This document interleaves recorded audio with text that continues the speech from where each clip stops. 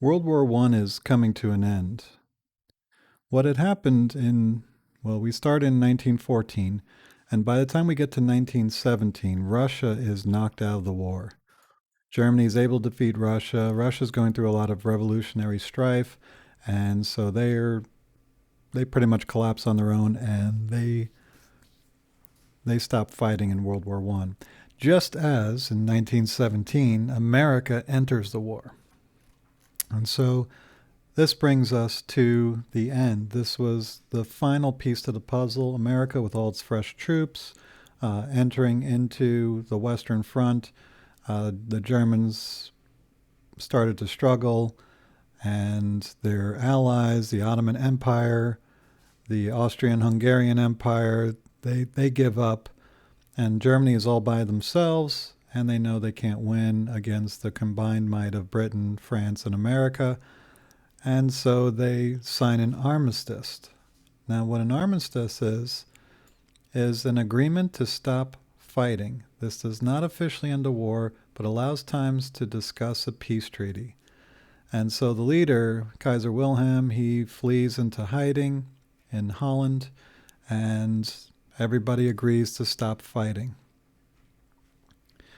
When they do stop fighting, the Germans hand over their weapons and are really in no position to resist the Allies and what they want. And so the French, especially the French, are very upset with the Germans. They don't like that the Germans had defeated them in the Franco-Prussian War. They did a lot of damage to France. The French suffered a lot of casualties, and much of their country was destroyed by warfare.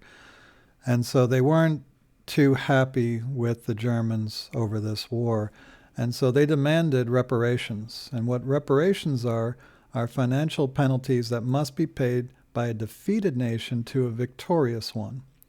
And so, because of all these millions of people dying, this is the worst war that the world had ever seen.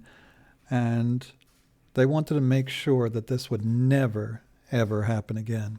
And they thought the reparations would be enough punishment to stop another nation from doing it. They were all wrong. Didn't work at all. And so let's take a closer look at the Treaty of Versailles. President Wilson, the American president, had a plan called the 14 Points. These were 14 things that he thought should be in the Treaty of Versailles as a lasting peace so that we don't have another war like this again. Let's see if I can find it here. He believed that there should be no secret treaties. This was one of the things that people were saying when you don't know what treaties another nation has and you declare war on another nation, you never know who is going to start declaring war on you, and that's how this whole thing spiraled out of control. He also believed that the seas should be open to everybody, and that everybody can sail their ships and trade with whoever they want, and it wouldn't be subject to the dominating powers of the time. Well, Britain and France, they do not like this idea of letting everybody do whatever they want, because they were the ones that were in charge. They were the legacy powers. They were the dominant powers for the past couple of centuries, and they didn't like the idea that Germany or the United States were rising powers. They'd already bumped heads with Germany. They got America on their side.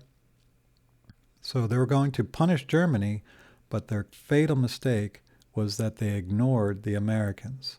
President Wilson's peace plan was a sound one. He really liked these ideas. Americans wanted the Europeans to listen to them, but the only thing that they listened to him on was forming the League of Nations. One of his points said we should have an organization that talks about disputes and tries to reason with each other so that we can resolve our differences by talking rather than fighting. And this was the one idea that they said, okay, we'll do that one, but we're not going to return seized territories. We're not going to draw borders of countries that want to be drawn in a certain way. We're going to draw the borders the way we want. And I'm saying France and Britain. We're going to draw the borders. We're going to make the rules. And so this is going to create a lot of resentment in other countries, especially the United States. The United States was we were the turning point of the war. Us coming in, that was it for Germany. They could not stand that much manpower coming at them, that much material after all these long years of war, and America tilt the balance. And so for America to come in and really be the decisive factor here, uh, the other countries, France and Britain, didn't think that we were as decisive as we thought we were. And so they didn't listen to America and what they wanted out of this whole piece.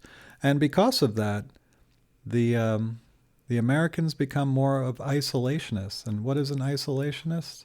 Isolationism is a belief that a nation should steer clear of political and military involvement with other countries.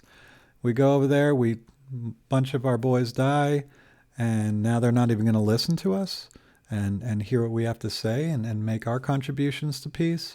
Then we don't want to do anything with these people. We got suckered into this war on one side, and so people did not like how America was treated, and the Senate would not ratify their Versailles Treaty. We said we're not involved in this, and we're not going to join the League of Nations. So Germany wasn't allowed to join the League of Nations, and America refused to join the League of Nations. And without those two countries, the two rising powers, it was up to the two legacy powers, France and Britain, to hold the peace together. And as we see, they're going to fail miserably at holding together the peace. Well, not all things were bad. As we're going to see in the next chapter, America is going to do very well in the coming decade. The Roaring Twenties are about to begin.